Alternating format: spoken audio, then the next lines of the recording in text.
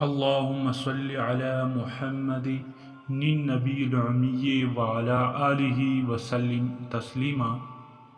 ایک نوجوان سے ہمیشہ مشک اور عنبر کی خوشبو مہکتی تھی۔ اس کے کسی متعلق نے اس سے کہا کہ آپ ہمیشہ اتنی عمدہ ترین خوشبو میں معطر رہتے ہیں، اس میں کتنا پیسہ بلا وجہ خرچ کرتے رہتے ہیں۔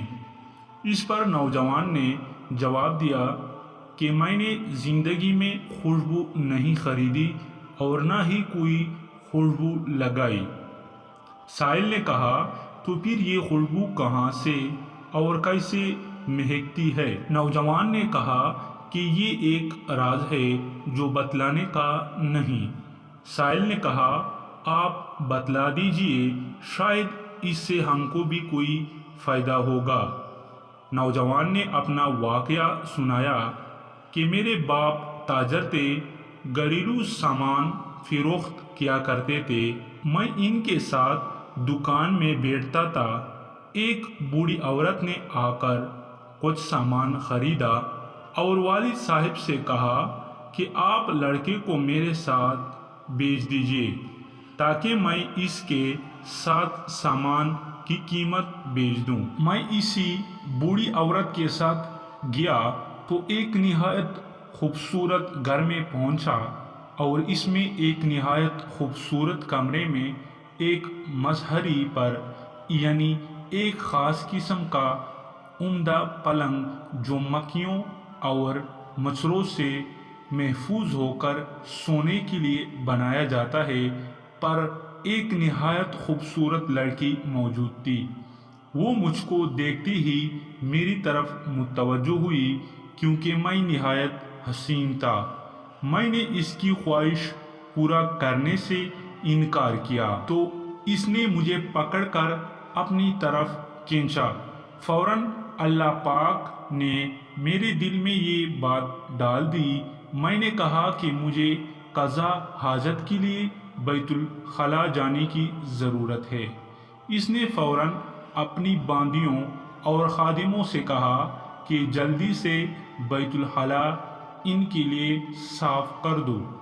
میں نے بیت الخلا میں داخل ہو کر خود اجابت کر کے نجاست کو اپنے بدن اور کپڑوں پر مل لیا اور اسی حالت میں باہر آیا۔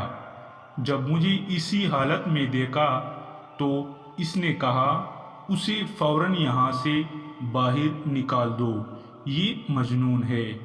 میرے پاس ایک درہم تھا۔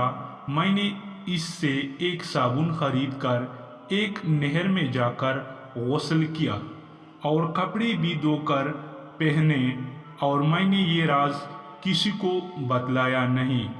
جب میں اسی رات میں سویا تو خواب میں دیکھا کہ ایک فرشتہ نے آ کر مجھ سے کہا کہ اللہ تعالیٰ کی طرف سے تم کو جنت کی بشارت ہے اور معصیت سے بچنے کے لیے جو تدبیر تم نے اختیار کی تھی، اس کے بدلے میں تم کو یہ خوشبو پیش کی جا رہی ہے۔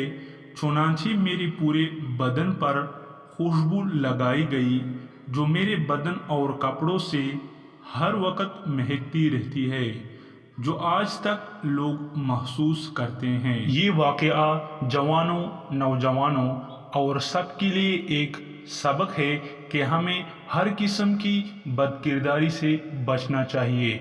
اللہ تعالی ہم سب کو ہر قسم کی بد نگاہی، بد کرداری سے بچائے، آمین۔